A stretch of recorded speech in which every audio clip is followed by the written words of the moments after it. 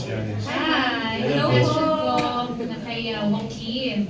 Ay, Kasi Joaquin, isa ka sa mga most controversial housemates. Oo, isa sa mga issues na ibinato sa'yo nung nasa PBB house ka pa paglabas mo is yung pagiging tipo baby mo daw. Your reaction to that? my reaction to that. Well, it's true that my parents worked hard for where they are right now, and I can't really wala akong magawa dyan. So, but what I can control is whether I want to take advantage of that or not.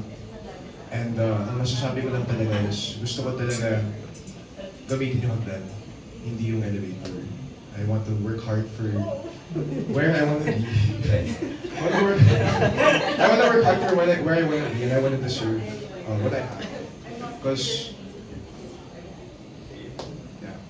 So yeah, I want to work hard for where I want to be. I want to deserve what I have because I think I don't want to wear like yung analogy for that is like oversized clothes siya. So yes, pwede ko naman siyang kunin if given the choice, but hindi naman siya kasya sa akin. I want to, work out to fit in those clothes. I want to work hard for my spot. Thank you so much. So aware ka naman na isa sa mga criteria ng PBB is yung true voting. So bago ka pumasok, in-inform mo na ba sina daddy mo at tita Angel mo na huwag kang gastusan masyado para iboto at manalo dito sa PBB? May ganun ba? Yes, actually, binanggit ko siya ng tapatan. I told them as much as possible, don't vote for me. Because, like I said, I want to deserve. It's really my mindset. It's my moral compass to want to deserve where I stay. So, I mean, si Tita Angel, naghulog siya ng 12,000 pesos para sa amin. So, thank you so much. But I told them not. Pero kung sakali, di ba, kaya niya kahit siguro 5 times. Kahit times 5 ng 12,000, kaya yung gumastos. Probably. And yung next question ko naman, kasi Joaquin and Lela, parang after yung lumabas ng PBB, may lumabas na na nag-bonding kayo and nag-shagging yata kayo. Di ba? May ganon. So, gusto ko lang malaman, kailan nagsimula yung closeness nyo?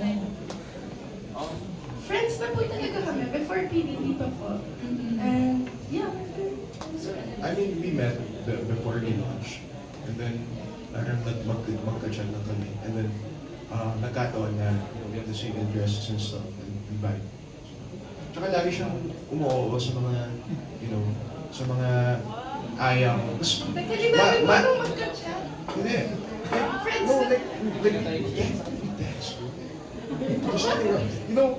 The notions of magka-chat is crazy. It's like, bro, we just text, like before. Like we text a lot. And mahilig ako mag-aya.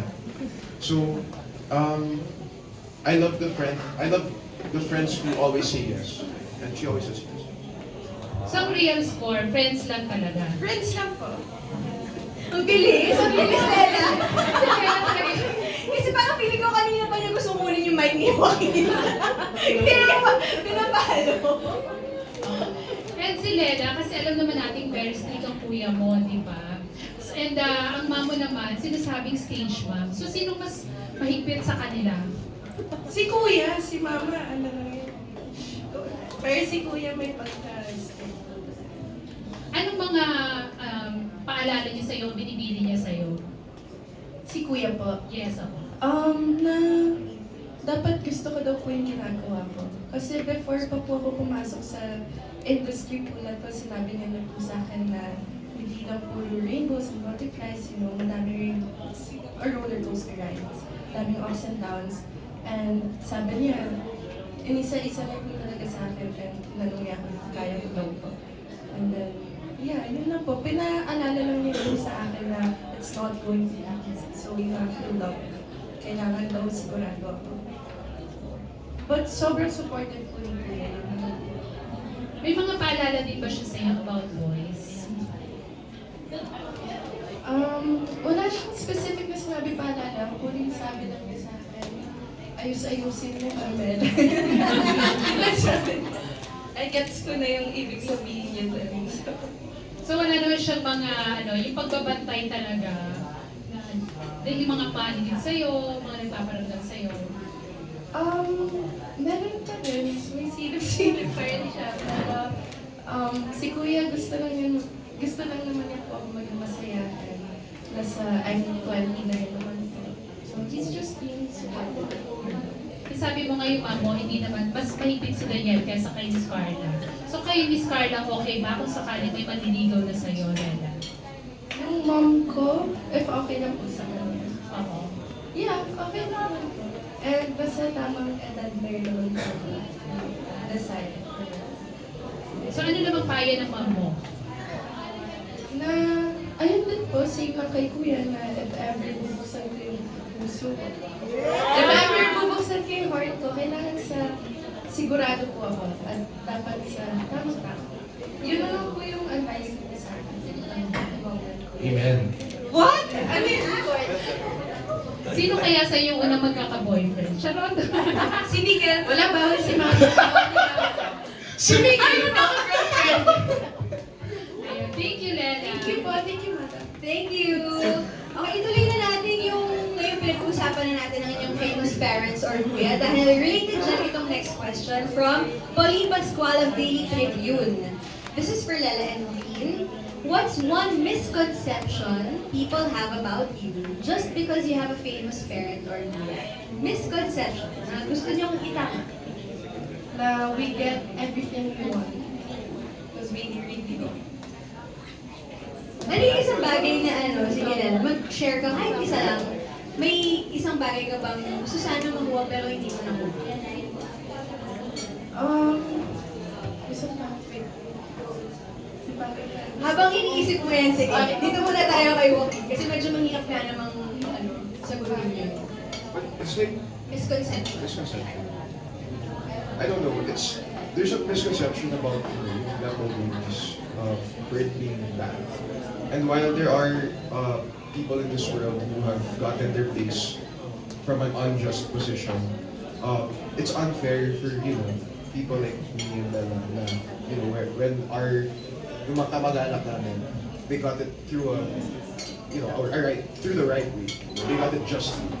And there's a misconception about the word Nepo baby tulad ng sinabi ni ate kanina na being a Nepo baby is bad. And para sa akin, totoo na Nepo baby ako. Totoo na, my family's influential in a way. But that doesn't mean it's bad. I got bashed for being a Nepo baby when it didn't even have an effect on me as a person. Like, that's true, I grew up that way, but I just want to clear it out that it's not bad. Nagkataon lang na I grew up that way. And I grew up with those parents, but it's not bad. It's really not bad. It's bad if it's, if they got what they got from, corruption or from those bad ways, which my family was never involved in politics in the first place. So, it's bad when it's like that, but, it's not bad when they work for it. Oo, kasi nga dun na ko-connect usually yung term na Nepo baby. Yes. Especially last year, di ba? Pag sinabi Nepo baby, anak ng mga korakot, gano'n. Pero may iba pong meaning din naman. Meron din mga Nepo baby na hindi naman anak ng mga korak. Oo, nagkataon lang, di ba? At hindi rin nila kasalanan na yun yung parents nila, dun sila lumaki. So may kinds. Let's categorize Yes. yung Nepo baby na term. Okay. And Lala, going back to you, meron ka na ba naisip na? Kasi you said, isa sa misconceptions about Nepo babies, may parang nakukuha niya lahat ng gusto niyo. Pero actually, hindi naman. Ako po, siguro, yung kagustuhan ko sumali ng TV ko talaga. Yung gusto ko talaga magsimula from the bottom at paghirapan yun. At gusto ko din talaga makilala ako ng mga tao. Sino ako? Hindi lang si Carmela, but sino si Lena. Yun po talaga para, it's a good stepping stone that kasi for me. Ang dream ko po talaga ay maging isang mahusay na actress.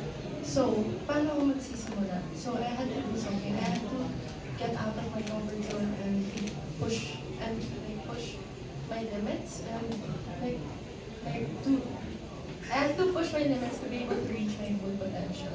So, ang pagpasok po ng PBB for me, that's a really big step po talaga for me. Kasi kilala niyo po ako outside, sobrang mayayain ko lang po talaga.